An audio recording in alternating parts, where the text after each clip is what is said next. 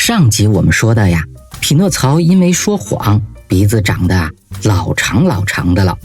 为了给撒谎的匹诺曹一个教训，让他改正这个坏毛病，仙女就让这个长鼻子的木偶哭叫了好长的一段时间，不去理会他。等他看到木偶实在是可怜，就拍了拍手掌，一下子好多只啄木鸟就飞到屋里来了。他们狠狠地啄木偶的鼻子。几分钟之后呢，这个长过了头的鼻子就恢复了原状了。仙女就告诉匹诺曹了，她已经派人去通知他的父亲来接他了。匹诺曹听了之后高兴地跳起来，他说要去接他的爸爸。仙女也同意了。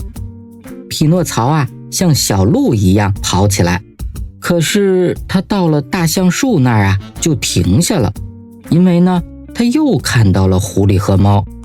匹诺曹发现猫的右前腿受了伤，狐狸就告诉他，那是因为他们昨天在路上碰到了一只饥饿的老狼。就这样呢，在狐狸的花言巧语下，匹诺曹又被骗去种金币了。他按照狐狸说的，挖了一个窟窿，把4个金币呢放进去，然后用土盖起来，最后浇了水。狐狸说现在我们可以走开了，明天你就会看到一棵树挂满了金币。木偶高兴得忘乎所以，对狐狸和猫千谢万谢的道别。第二天呢，匹诺曹就去找金币了。他走的很急，一路上只听见那颗心很响的跳着。他想很快他就会变成一个体面的先生了。他就这么幻想着走进了那块地。他停下来张望，可什么也没有看见。而此时他耳朵里好像听到了大笑声。他抬头一看树上有一只大鹦鹉正在理他身上的羽毛。你笑什么呀？匹诺曹生气地问他。因为我在理我的羽毛，把我的胳肢窝给弄痒了。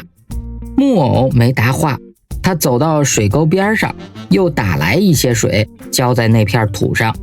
这时他又听见了笑声，比上次呢笑的是更加放肆了。告诉我！匹诺曹发疯似的大叫，没教养的鹦鹉，你在笑什么呢？哈哈，我笑你竟会相信金币可以博种收获的蠢话。要真正挣到钱必须用自己的手辛勤劳动，或者用自己的头脑思索。我不懂你在说些什么。木偶已经吓得发起抖来了。那我只好说明白一些了。鹦鹉接着说，狐狸和猫早已经挖走金币溜掉了。匹诺曹就那么张大了嘴，他不愿意相信鹦鹉的话，开始用手挖土。他挖呀挖，就是找不到金币。木偶绝望了，回到城里，马上状告了2个窃贼。法官是一个大猩猩，长着白白的胡子。听了匹诺曹的诉说法官叫来了2个穿着制服的狗，对2个狗警察说道，这个小鬼给人偷了4个金币，把他抓起来送到监牢里去。木偶听后呆住了，想要提出抗议，可是那2个狗警察已经堵住了他的嘴，并且把他带走了。木偶就这样坐了4个月的牢。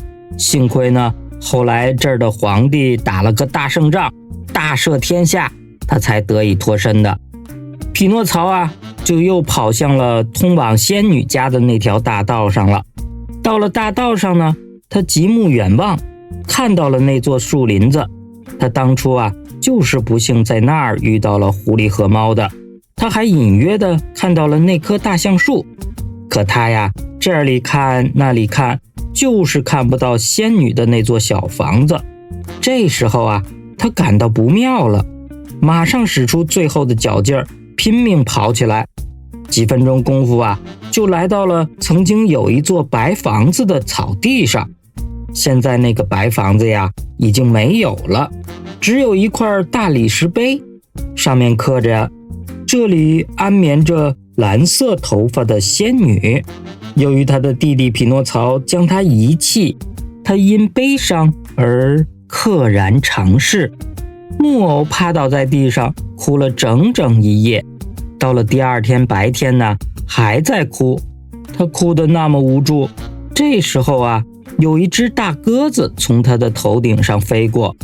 鸽子得知这个木偶就是匹诺曹的时候啊，嗖的一下就飞下来，落到了地上。他告诉匹诺曹说呀，你的父亲杰佩托正在造一只小船，准备漂洋过海来找你。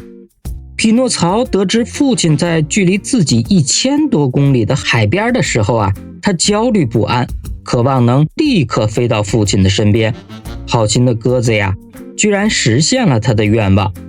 鸽子驮着匹诺曹飞了一整天，又渴又饿，决定补充点能量再赶路。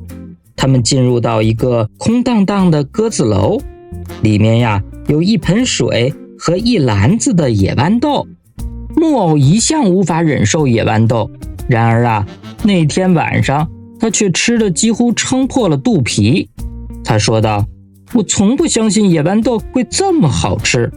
我的孩子呀，鸽子回答道，当人们真的饿了，又没有别的东西吃的时候啊，野豌豆也是美味的佳肴。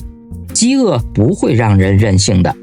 次日清晨，他们到达了海边，鸽子把匹诺曹放到了地上，转身就飞走了。海边是人山人海，人们望着大海的方向，一边叫嚷一边做着手势。发生了什么事情了？匹诺曹问道。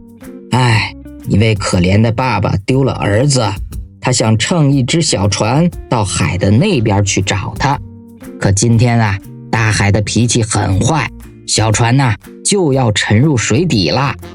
那小船在哪儿啊？在那儿。那个人指着一只小船说道。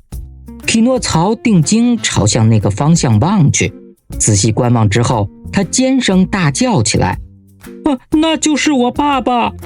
这个时候啊，小船被怒涛拍打着，时而消失于汹涌澎湃的激浪之中，时而又浮出水面。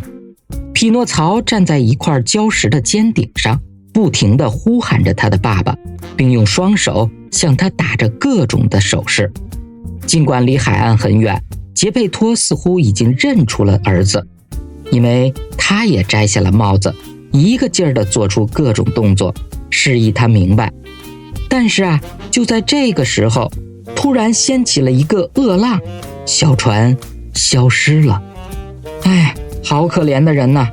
聚集在海岸上的渔民们低声做了一番祈祷。